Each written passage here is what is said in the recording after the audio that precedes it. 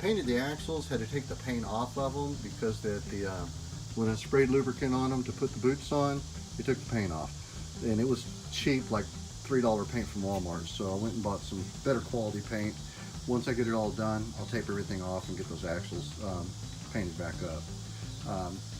Got these bad boys all together, got grease, about to load them up. And then I went on these, they were really funky looking, so I cleaned them and painted them all, which is probably totally OCD, but I did. And I was really happy to find when I got my new CV boots that the hardware matches it, so it's really gonna look sweet.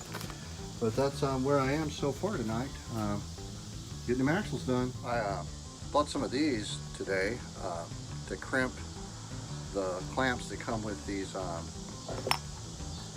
They're like a metal clip that goes on these boots. I thought it was pretty cool. I'm always down for a new tool. So yeah. See if I jack this up or not. I do not want the boots to have to come off. That would suck.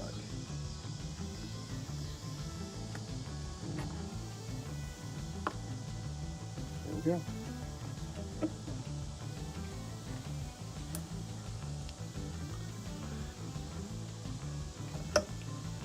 That is on there.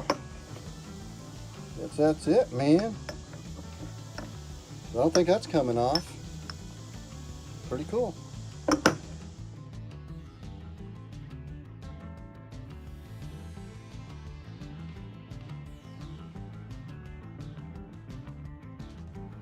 Alright guys, kind of what I'm doing here, I'll get them all done up, get all the grease packed in them, packed in the boot, and then I'm zip tying this onto there, and after I get it zip tied, I'll cut the zip ties, put a plastic bag over it to protect it till I'm ready to install it, and then zip tie the bag on.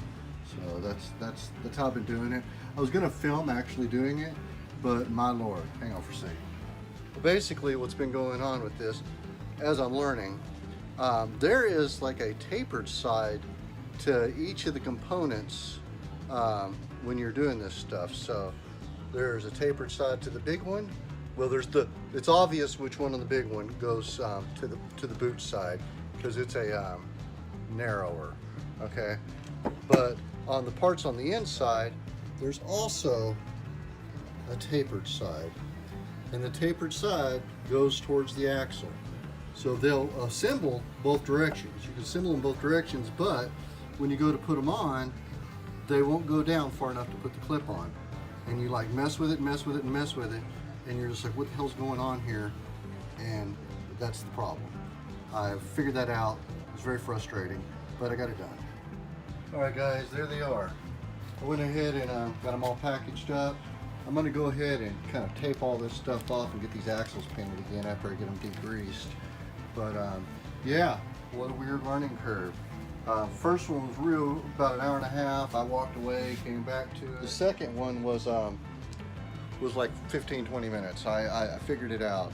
But basically, when you're assembling the CV joint, of course you've got to screw with it like forever to figure out exactly how to put it in. Put all the balls in there and it actually will articulate. You need to check that because they'll go in there and that thing will be stiff and won't turn or won't move back and forth. So once you figure that out, well, while you're figuring it out, you got to make sure that, of course, there's a recess around one edges of the outside of the ring, outside ring of the CV that the boot goes into, which is pretty obvious that goes towards the axle. But the next ring in, I didn't find that there was a difference one way or the other. But the center ring, when you look at it, there's actually one inner edge of it is tapered, and that has to go towards the axle. If you don't do it, you can put it together and it'll move around, but when you slide it onto the axle, it won't go down far enough to put the clip in to hold the damn thing to it. And so then you got to pull it off and then screw with it again, trying to figure out how to get it where it's articulating with the tapers both facing towards the axle. So that was my learning curve, but I learned something. I always like to learn things, and those are things that I want to know because when I'm rolling in this thing and I'm away from home, You got to know these things, or you're gonna be your own problem and really screw your own trip up. So I got all this under here undercoated, and got it, you know, where it was cleaned up. I wanted it cleaned up where I can see if I got oil leaks or issues and stuff. So now I've got to come in here and wire brush all of this, sand it back a little bit, put some etching primer. I'm gonna pull them shocks out of here, get them out of the way, try to clean up that swing arm as much as I can, and get it dialed in. That way when I go to slide that transmission in here, everything looks sanitary and I don't have to revisit it, hopefully, because that would totally suck. Of course, the rest of the bug's gonna look like it just got pulled out of a field and, you know, it's all beat up and rusted and stuff. But the engine compartment, to me, it's really important to have it dialed in where that you can get the, you know, see if you got leaks, and makes it easier to work on when you're not working with your elbows up to, you know, up to your elbows in grease. The other motor's sitting here, getting ready. We've got everything kind of laid out here, and I went ahead and cleaned up the actual part to for the cable to go through. That thing's broken up, but I don't know how I would change it. It's pretty tight.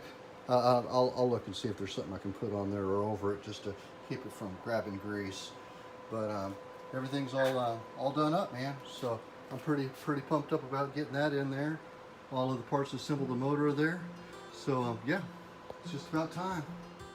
All right, guys, I'm back on it. About to crawl into the car, finish cleaning up everything. Probably gonna pull the shocks off of it and get it all painted up where we can get this transmission back in. See, that top section looks pretty good where we got it all cleaned up and stuff, but it's killing me looking at these trailing arms and then also the actual forks that come out of the back of the pan. They're all funky. They need to be cleaned up. It's just gonna be, I wish I could have time really to take the trailing arms completely off and detail everything, but at this point, I'm on a schedule to try to get this thing on the road by where I can run it to Austin in October. So I'm gonna go ahead and just wire brush everything, spray it with some rust neutralizer, let it dry, and then hit it with some primer and some paint. So we'll see what we can do. I just try to knock as much garbage off of it as I can. So it's just pretty funky. It's probably never been, well, I know it probably hasn't ever been cleaned, but it's gonna be clean now. All right, guys, I'm getting it all cleaned up underneath here, and wire brushing the crap of everything, trying to get all the gook off. I took the shocks off where I could clean the towers. Yeah, we're gonna wire brush a little bit more, neutralize some rust, get some paint on here, let it dry, and get this transmission in here. And just like a heads up, man, this is a shitty job if you don't have like a lift or something. Trying to get under here on your hands and knees when you're old fella, it's a pain in the butt. But luckily, I only have to do it once, and I ain't never gonna be as young as I am right now, so I might as well go for it. All right, guys, I've got most of the surface rust, the big chunks, kind of knocked off of there, and I'm gonna go ahead and spray it down with some rust neutralizer, keep it from rusting. At one point in time, I'll probably have the pan off on this car. So the product that I'm going to use is Loctite Extend Rust Neutralizer. Converts light rust into a paintable surface. So it did okay on my axles. So I'm going to try it out on this. All right, guys, now we just wait for it to dry. But it's already starting to change the rust color to a black color. So we'll let it dry up in here. And then put on some Special K, let it dry, get ready to make arrangements to get this transmission back in here. I also recommend, guys, wear one of those masks when you're doing this stuff. I've got my garage open with 3 different fans going, but really it's still not enough. So this rust converter is pretty toxic smelling stuff. I'm sure it's doing my body good. But anyway, just that safety tip of the day. Hey guys, I'm pretty happy with the results. Got it neutralized, it dried, and then I got the coat of paint in there. Actually did about 3 coats of paint, but check it out. All right, guys, I don't know if the camera even does it justice, but I painted all the stuff that I can catch from this side that's gonna be difficult with the shocks in or the transmission in. And of course I undercoated all of that up there, And when I go to rebuild the brakes over here and then pull the trailing arms to move them for the to lower it, then I'll catch the rest of that stuff and up underneath there. But yeah, man, it's starting to clean up a little bit. Can't wait to see the transmission off in here, man. Looks sweet. All right, guys, this is making me crazy. I just can't stand it. I got to do something about it. So, there it is, guys. Don't have a lot of light in here right now. But undercoating. All right, guys, that's it. That's all I'm going to knock out this weekend.